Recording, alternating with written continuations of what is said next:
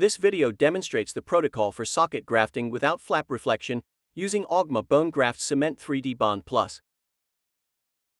For this protocol you can use 3D Bond Plus 0.5 cc syringe or Bond Apatite 1 cc as the bone graft and Augma Shield for coverage. Watch the following steps from site preparation to closure.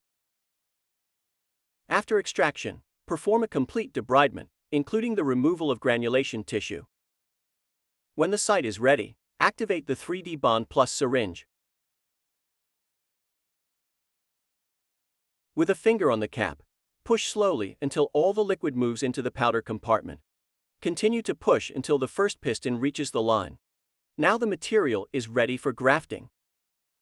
Remove the cap with a twisting and pulling motion. Eject the material into the socket at a 45-degree angle and slightly overfill.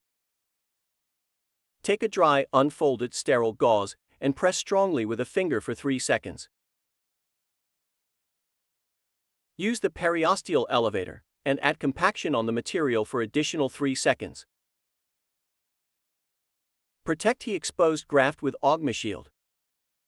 Augma Shield has a matte layer and a transparent layer.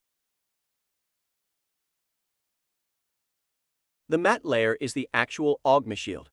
The side that is attached to the transparent layer is the side that attaches to the gums. Trim Augma Shield to size so that it fits the defect. Detach the Augma Shield from its under layer and place it on top of the exposed graft. Make sure that the Augma Shield covers the entire exposed area and extends 3 to 4 millimeters beyond the exposed area from both the buccal and the palatal aspect. Augma Shield must be secured with simple cross-mattress sutures for a period of 12 to 14 days. If not secured in place, the Augma Shield will fall off after several hours. Start from the buccal aspect by suturing from the mesial part to the distal.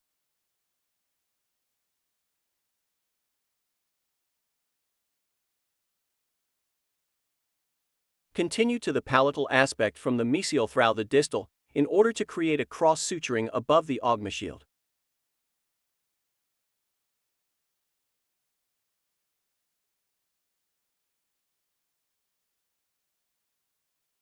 Create the first knot.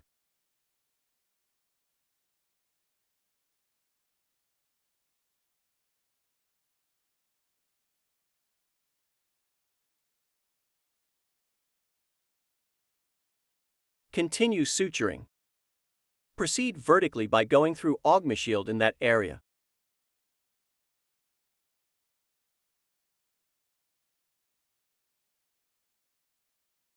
Then to the buccal aspect in the same way.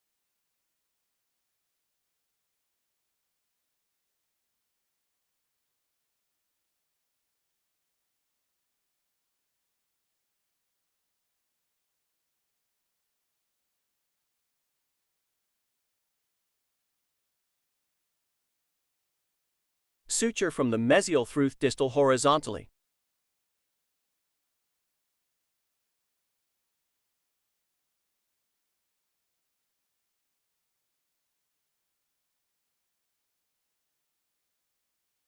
Proceed to the palatal aspect again, from the mesial through distal.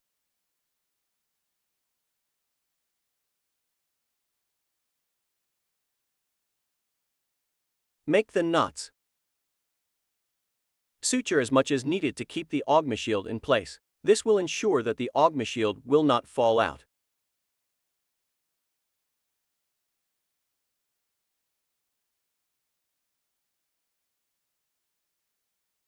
To summarize, here are the key points for the socket grafting without flap reflection protocol. Site preparation. After extraction, make a complete debridement. Cement activation. Push the shaft slowly until the first piston reaches the line. Grafting.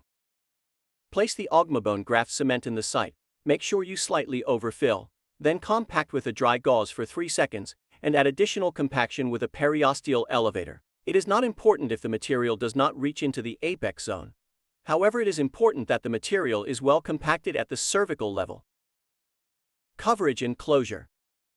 The exposed graft should be protected using Augma Shield for a period of 12 to 14 days. Secure Augma Shield with cross-mattress sutures as required. Do not use fast resorbable sutures, and do not advise the patient to use salt water for mouth rinses,